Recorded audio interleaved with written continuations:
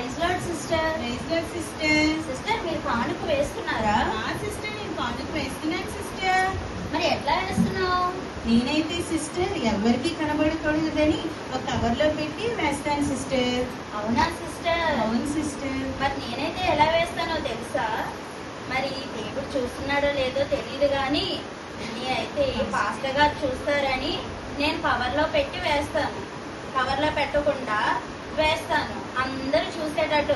ఒకవేళ పాస్టర్ గారు చూడకపోయినా మీరు అందరూ చూస్తారని నేను అందరికి కనబడేటట్టు వేస్తాను.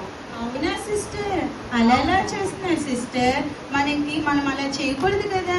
మన కుడి చేయి ఇచ్చింది మన ఎడమ చేయికి తెలియకూడదని బైబిల్ గ్రంథంలో రాయబడి ఉంది కదా సిస్టర్. మన మత్తయి రాసిన సువార్త 6వ అధ్యాయం 3వ వచనంలో రాసింది కదా, మన కుడి చేయి ఇచ్చింది ఎడమ చేయి కూడా తెలియకూడదని. మరి మీరు ఎలా సిస్టర్ అలా ఇస్తున్నారు?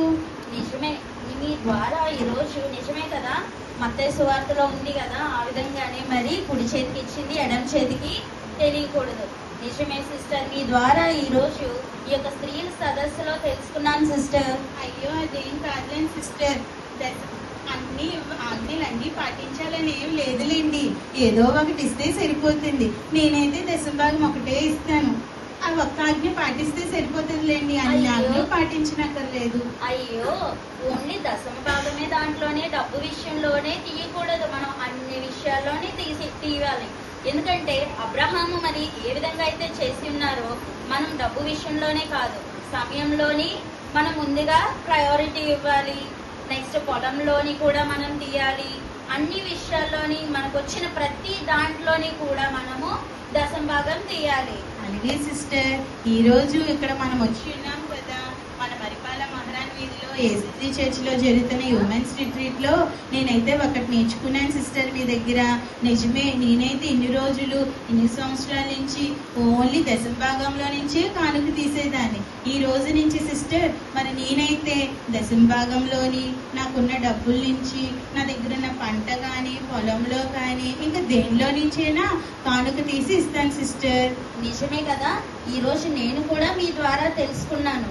మనము అందరూ చూస్తున్నారని చెప్పేసి నేను అలా కానుక వేయకూడదు. ఈ రోజు నుంచి ఈ సదస్సు ద్వారా కూడా మీ ద్వారా నేను తెలుసుకున్నాను.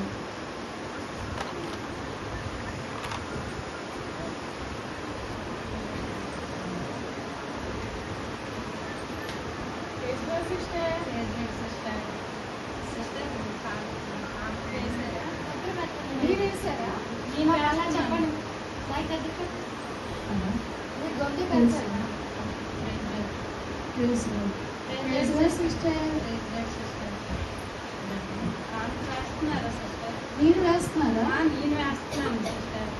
ఎలా వేస్తున్నారు? నేను 1000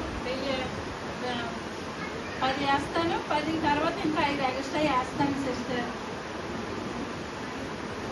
చాలా కన్ఫ్యూజ్గా ఉంది. 10 వేస్తాను, 10 ఇంకా 5 ఎక్స్ట్రా వేస్తాను సిస్టర్. 10 తర్వాత మళ్ళీ 10లో 5 5 వేస్తాను సిస్టర్. అంటే 1500. 1500 సిస్టర్. అసలు మీ జీతం ఎంత సిస్టర్? నా జీతం 50,000 సిస్టర్. 50,000? అవును సిస్టర్. 50,000 మీరు ఎంత వేస్తున్నారు? 1500 వేస్తున్నారా? అవును సిస్టర్. మనపాడైపోతున్నాం. 50,000 జీతంకి 1500 మీరు కాన్ చేస్తున్నారా? సిస్టర్ అలా వేయకూడదు సిస్టర్. మరి ఎలా అయ్యారు సిస్టర్? 50,000 జీతం అంటే 5,000 దశభాగం ఇవ్వాలి సిస్టర్. 5,000? అవును సిస్టర్. మరి దేవుని భాగం దేవుడికి ఇచ్చేది కదా సిస్టర్. అవునా సిస్టర్. మనం దొంగలించుకోవద్దు కదా. ఎందుకంటే మలకి గ్రంథంలో 10:10లో ఉంది కదా, ఆ విధంగా మన ఆ వాక్యం ప్రకారంగా మనం పాటించాలన్నమాట. అవునా సిస్టర్. అవును సిస్టర్. మరి నేనైతే ఇక మీదటి నుంచి మరి నేను 1500 వేస్తున్నాను కదా, అది ఎక్కువే కదా దేవుడికి.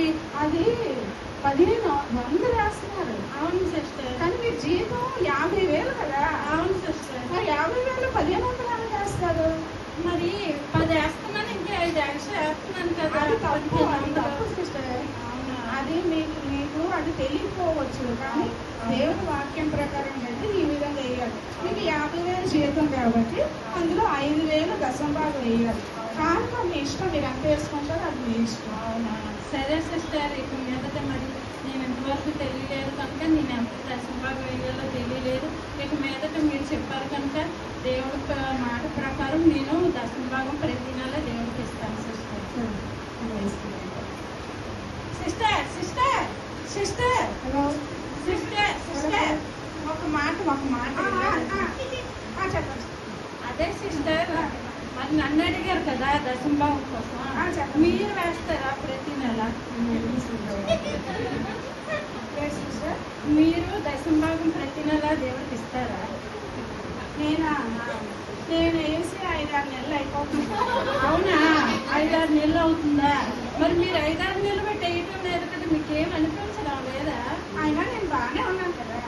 అవునా, మీరు బాగా ఉన్నారు, కానీ దేవుడు ఏం చెప్పారు? మనకి ఏది కలిగినా అందులో దేవుడు దశమ భాగం ఇమ్మని చెప్పారు కదా ప్రతి నెల.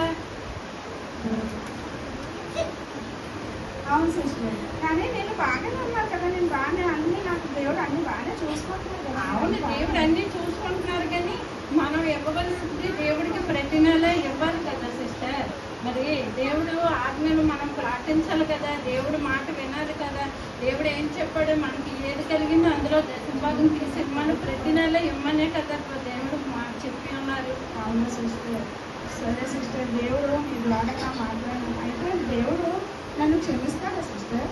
దేవుడు క్షమిస్తారు, కానీ ఆయన చెప్పిన మాటల ప్రకారం ఆయన యొక్క ఆజ్ఞలు పాటించి దేవుడికి ప్రతి నెల మనం ఇవ్వవలసింది దేవుడికి ఇస్తే దేవుడు తప్పకుండా క్షమిస్తాడు సిస్టర్. అవునా? అయితే దేవుని ఆజ్ఞ, ఆయన మాట వింటే దేవుడు తప్పకుండా క్షమిస్తాడని. అవును అవును సిస్టర్. ఈరోజు మీ ద్వారా ఈ సదస్సులో నాతో దేవుడు మాట్లాడాడు సిస్టర్. అందుకని ప్రత్యేకమైన వందనాలు సిస్టర్. ఎందుకంటే ఈ రోజు నుంచి నేను దశమ భాగం ప్రతి నెల కూడా తీస్తాను. నా తప్పు నేను తెలుసుకున్నాను సిస్టర్. మళ్ళీ నిల్చోన్నా.